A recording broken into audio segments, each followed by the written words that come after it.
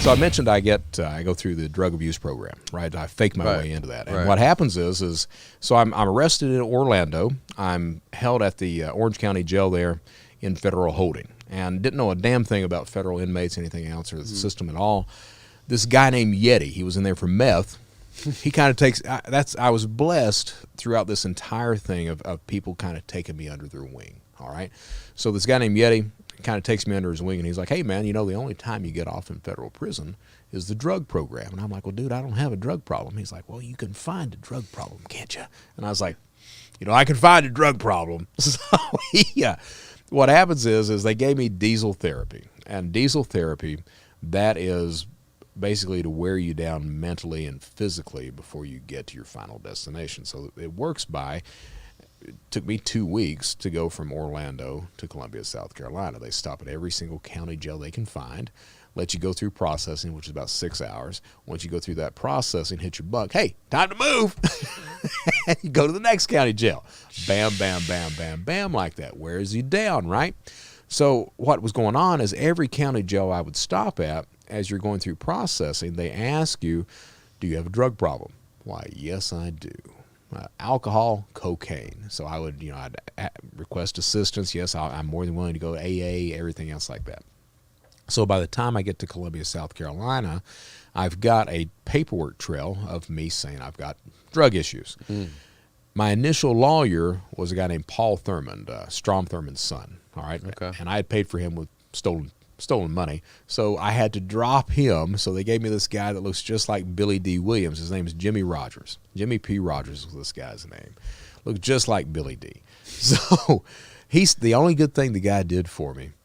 He stands up and during the arraignment, he asked the judge to order a psychological evaluation. And the judge is like, yes. So psychological evaluation is 4 hours long. Psychologist comes to the county jail, pulls you out, gives you this 4-hour interview. About halfway through it, psychologist is like, use any type of drugs? I was like, yeah. What do you use? Cocaine. Smoke or snort? Snort. How much? An 8-ball a day. And he looks at me and I'm like, he's like, that's a lot. And I'm like, yeah. He's like, do you have any trouble out of that? And I was like, yeah, I can't get an erection. And he looks at me and I looked at him and I'm like, I got that shit from Boogie Nights. That last shot, Mark Wahlberg, he can't get it up. And I'm like, that's got to be right. So I looked at him. Psychologist is looking at me and I'm like, is that right? And he's like, it could happen.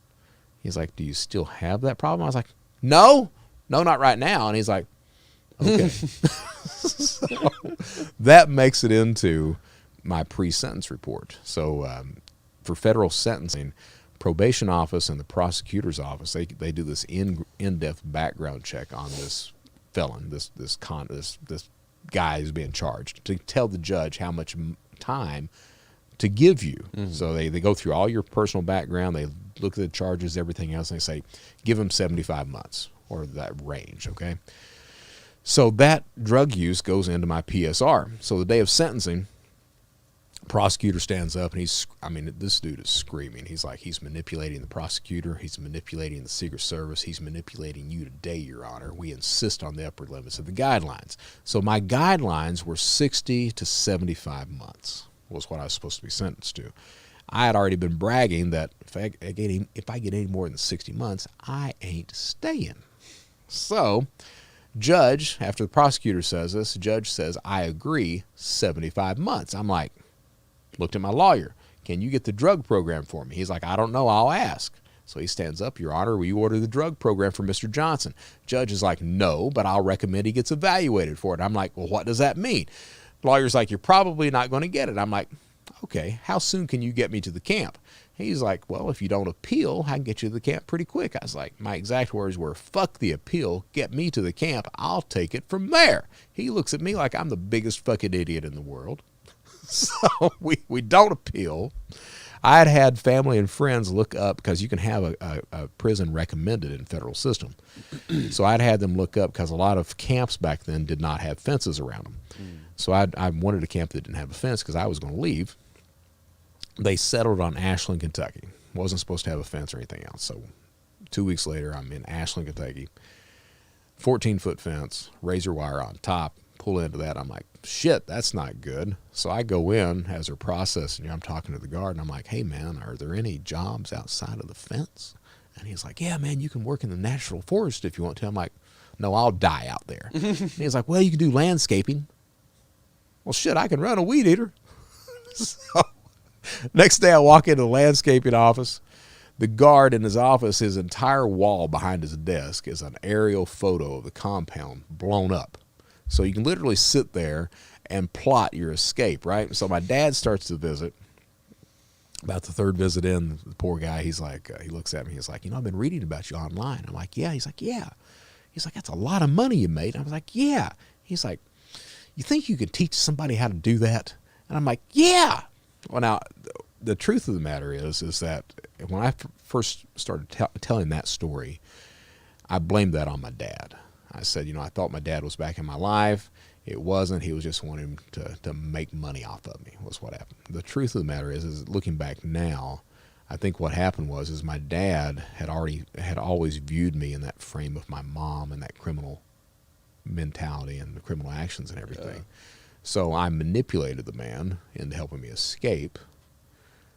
And in return, I taught him how to do tax return fraud. He had $4,000 cash into his name at that point. He dropped that off to me, dropped a change of clothes, cell phone, driver's license. I lasted about 6 weeks at the minimum security, then escaped, and I was out 3 to 4 weeks at that point. U.S. Marshals canvassed a 3-state area, find me at a holdup at a hotel, and that's what happens. So that's how I called that time. On sentencing with that, what happened was I ended up saving time on my prison sentence by escaping. What? Weird. Oh, yeah. So what goes on, the escape happened so soon after the initial sentencing, they use the exact same pre-sentence report. It's got that drug stuff in there, right? Now, when I'm arrested, I was arrested with a laptop, prepaid debit cards, stolen identities, everything else. The U.S. Marshals come into the hotel room and seize that stuff without a warrant. So they weren't allowed to use any of that stuff. I was blessed on that part, all right? So the day of sentencing on the escape, I spent 6 months in a county jail. Day of sentencing on the escape, prosecutor stands up. Secret Service is there, prosecutor's there. Prosecutor stands up. Your Honor, we would appreciate it if you would consider that Mr. Johnson looks like he was engaged in identity theft again when he was arrested this time. Judge looks at him and says, no, if you were going to charge him with it, you should have charged him with it. Then he looks at me. He's like, Mr. Johnson, I have no idea why you did these things, but it looks like by you keeping your mouth shut right now, you're saving yourself a serious charge. And I'm like, yes, Your Honor. Then he gets the pre-sentence report. He starts thumbing through it. And he's like, it also looks like before you were involved with all these drugs, you were a pretty good citizen. Yes, Your Honor. So what I'm going to do is I'm going to give you 15 months on the escape, but I'm going to order the drug program for you. I'm like, yes, Your Honor. So I got 15 months on the escape. The drug program gives a year off immediately, and it gives you 6 months halfway house for 18 months. So I got out of prison 3 months earlier than I would have by escaping. Just a weird-ass story on that one.